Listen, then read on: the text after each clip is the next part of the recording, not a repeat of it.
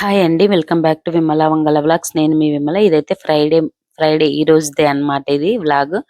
Morning అయితే ఈరోజు కొంచెం తొందరగా లేసేసినాను నేను ఫ్రైడే అని చెప్పేసి. మంచిగా కమలం ముగ్గు అయితే వేసేసి తర్వాత తలస్నానం చేస్తాం కదా ఇలాగో అని చెప్పేసి ఆయిల్ పెట్టుకున్నాం. చిన్నప్పుడైతే రోజు 2 జడలకు ఆయిల్ పెట్టుకొని జడలు వేసుకునేటోళ్ళం.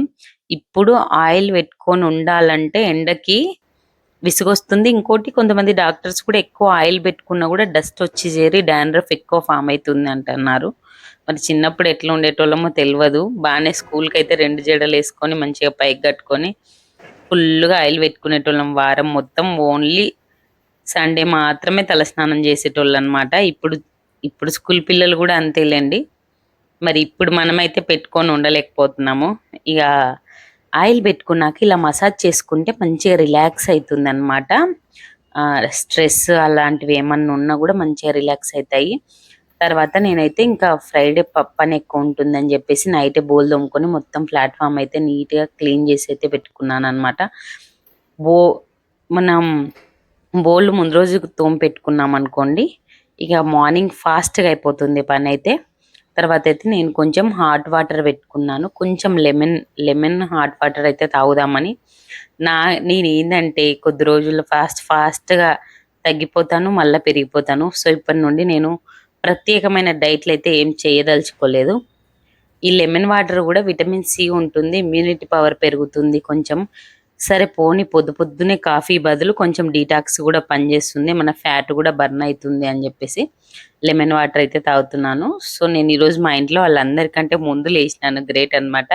మామూలుగా అయితే ఫస్ట్ మా నితీష్ మా హస్బెండ్ లేస్తారు, ఆ తర్వాత నేను లేస్తాను. కానీ ఈరోజు ఎందుకో నాకు నిద్ర పట్టలేదు, సో అందుకు ఫాస్ట్గా లేచినాను. ఏ తర్వాత అయితే లెమన్ వాటర్ తాగినాక కొద్దిసేపు అయితే ఎక్సర్సైజెస్ అయితే చేసుకున్నాను అనమాట. మనం ఇంటి వర్క్లు ఎంత వర్క్ చేసినా కూడా అవి మనకి ఎక్సర్సైజ్ కిందికి రావంట. సో ఒకటి లావు తగ్గడం కోసం పక్కన పెడితే మనకు కొంచెం బాడీ కూడా స్ట్రెంథనింగ్ కావడానికి కూడా ఎక్సర్సైజ్ చేస్తే మంచిదంట. సో అందుకోసం అయితే ఎక్సర్సైజ్ చేసుకొని ఇల్లు ఊడ్చుకొని తుడిచేసి ఇంకా దీపం అయితే పెట్టుకుంటున్నాను అనమాట. ఫ్రైడే అని చెప్పేసి గుడికైతే వెళ్దామని అన్నది పక్కింటక్క. సో అందుకోసం అయితే టక్ పూజ చేసుకొని ఇంకా వంట చేసుకొని గుడికి వెళ్దామని అయితే ఫిక్స్ అయినాను అనమాట. ఫాస్ట్గా పూజ అయితే చేసుకున్నాను. అసలు ప్రసాదం చేద్దాము అంటే ఇంట్లో సేమియా లేదు. సేమియా పాయసం చేద్దాం అనుకున్నా, కానీ ఫ్రిడ్జ్ అంతా వెతికినా సరుకులలో మొత్తం వెతికినా ఈ మధ్య ఎందుకో ఊకే ఇంట్లో సేమియా ఉంటే మా జోసి సేమియా పాయసం స్వీట్ ఎక్కువ అడుగుతుందని చెప్పేసి తెచ్చుకోలేదన్నమాట సరుకులు తెచ్చేటప్పుడు. సో ఓన్లీ చక్కెర పుట్నాలు పెట్టేశాను అంతే. ఇక పాయసం చేయడానికి సేమియా దొరకలేదు. ఓన్లీ సగ్గుబియ్యం ఉంది. మా ఇంట్లో ఉట్టి సగ్గుబియ్యం పాయసం అయితే తినరు. సో మంచిగా పూజ అయితే చేసుకొని హారతి అయితే అగరబత్తీలు అయితే వెలిగించుకున్నాను అనమాట. ఫ్రైడే పూజ చేస్తే చాలా హ్యాపీ అనిపిస్తుంది. అయినా కూడా దీపం పెడితే మనసుకు చాలా ప్రశాంతంగా అనిపిస్తుందండి. అసలు పూజ అందుకే పెట్టినారేమో మనకి. చాలా ప్రశాంతంగా అనిపిస్తుంది. తర్వాత అయితే లంచ్‌లోకి నేను ఈరోజు డైరెక్ట్ లంచ్‌కి అయితే చేసేసి వెళ్ళిపోయినాను అనమాట. గుడికి వెళ్ళాలి, టిఫిన్ లంచ్ అంటే కావని చెప్పేసి. సో ఈరోజైతే నేను లంచ్‌లోకి పులగం చేస్తున్నాను. సో ఈ పులగం ఏంటంటే రైసు, పెసరపప్పు. ఒక పెద్ద గ్లాస్ రైస్‌కి ఒక 2 పిరికిళ్ళు పెసరపప్పు వేసుకోండి. పొట్టు పెసరపప్పు కడుక్కొని తర్వాత వాటర్ పోసుకున్న తర్వాత తగినన్ని కొంచెం నెయ్యి, కొంచెం ఉప్పేస్తే ఏందంటే పొడి పొడిగా వస్తుంది నెయ్యేస్తే.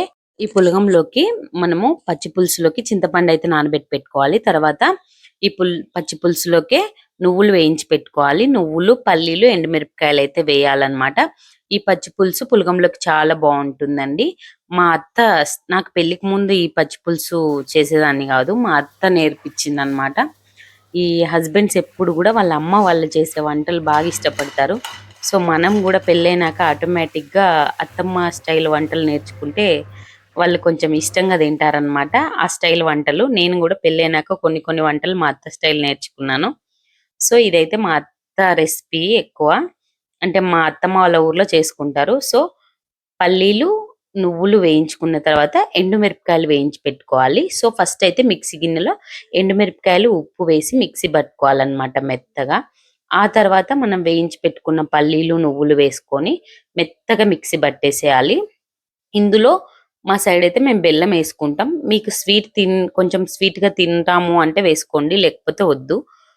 సో, వేయించుకున్న ఇవన్నీ మిక్సీ పట్టుకున్నాక మెత్తగా ఇది పులుసు ఈ చింతపండు వాటర్ అనేది తయారు చేసి పెట్టుకొని, ఈ వాటర్‌లో మనం మిక్సీ పట్టినాం గదా! ఈ వాటర్ కొంచెం వేసేసి మెత్తగా మిక్సీ గ్రైండ్ చేసి ఇలాగా మెత్తగా పేస్ట్ లాగా అది ఇందులో కలపాలి. అప్పుడు చిక్కగా పులుసయితే రెడీ అయితుందండి. అంటే ఇక్కడ మనం ఏం వేడి చేసేది ఉండదు. ఆ నువ్వులు, పల్లీలు ఇవే. కొంతమంది జస్ట్ డైరెక్ట్ చింతపండు వాటర్‌లో కూడా చేసుకుంటారు పులుసులాగా. బట్ మా సైడ్ అయితే ఇలాగ చేస్తారనమాట. ఈ పచ్చి పులుసు చాలా బావుంటుంది. సో, ఇందులోకి కొంచెం పోపయితే వేసుకోవాలి మనము. అలాగే ఆనియన్స్ గూడా పచ్చివి కట్ చేసి వేసుకోవాలనమాట. ఆనియన్స్ గూడా పచ్చివి కట్ చేసేసుకోవాలి. నేను ఈడ వీడియో క్లిప్ మర్చిపోయినట్టున్నా. ఆనియన్స్ పచ్చివి కట్ చేసి వేసినాక పోపేసుకోవాలి. పోపులో కొంచెం ఆవాలు, జీలకర్ర, ఎండుమిరపకాయలు, కొంచెం కరివేపాకు, ఇంగువ ఇవన్నీ వేసుకోండి. కొంచెం పసుపు గూడా వేయాలి. బట్ నేను హడావిడిలో పసుపేయడం మర్చిపోయినట్టున్నాను. సో, ఈ పోపయితే దాని పైన వేసుకోవాలంతే. ఇక్కడ నేనైతే ఇంగువ వేస్తానండి కొంచెం పోపులో. మీకు నచ్చితే వేసుకోండి. లేకపోతే స్కిప్ జేసేసుకోండి. ఇందులో కొంచెం పసుపేయాలి. బట్ నేను మిస్టేక్ చేసిన మర్చిపోయినా. అయితే మా వారు ఎక్కువ స్వీట్ తింటారు కొంచెం ఈ పచ్చి పులుసులో. అందుకు ఆయన కొంచెం పక్కకు తీసేసి, పక్కన నేను ఎక్కువ అంత తిననని చెప్పేసి కొంచెం కొంచెం అందులో పోపైతే వేసినాననమాట. పచ్చి పులుసు అయితే తయారైపోయింది. ఈ పచ్చి పులుసు పులగంలోకి చాలా టేస్టీగా ఉంటుందండి.